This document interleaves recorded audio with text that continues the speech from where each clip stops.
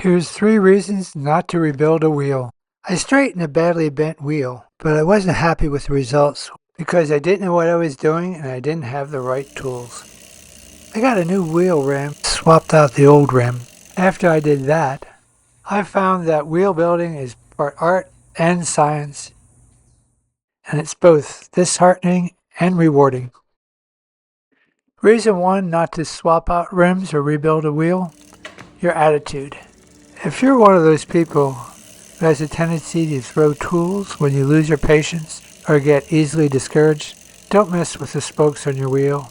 Buy a new wheel to replace the damaged one. Save yourself a lot of grief.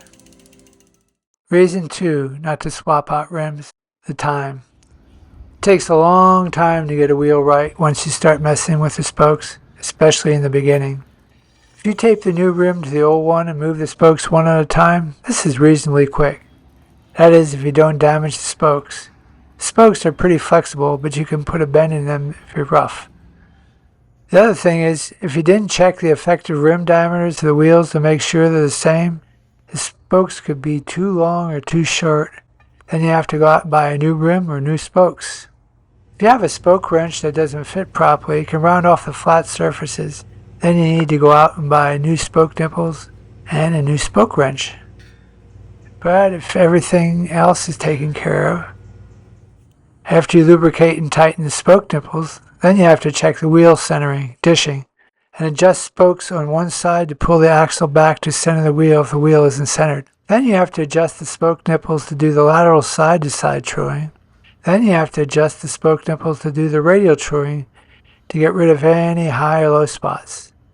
Since adjusting the nipples affects the dishing and truing, you have to go back and check all these things again, turning the spoke nipples accordingly. Depending on your skill and luck, it could be several times or more. Did I mention? You also have to check the tension of the spokes to make sure that some are not too loose or overly tightened. If they're too loose, the wheel can go out of adjustment fast. If they're too tight, you can snap a spoke.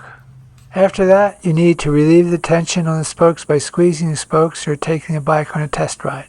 Then you have to go back and check the wheel again to make sure nothing changed. And if it did, well, you know the routine by then.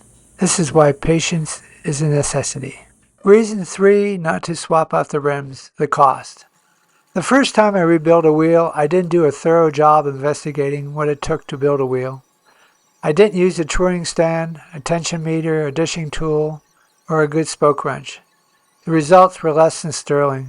People will tell you don't need a tension meter or a touring stand and that you can build your own dishing tool. But without the right tools, I thought it made it much harder. The second time, I got all the tools, a good wheel building book, and watched a ton of videos. I know it would have been far cheaper just to buy a new wheel, but for me, I enjoy the challenge, learning a new skill, and the sense of accomplishment that comes with overcoming the obstacle. And those are the 3 reasons not to build a wheel.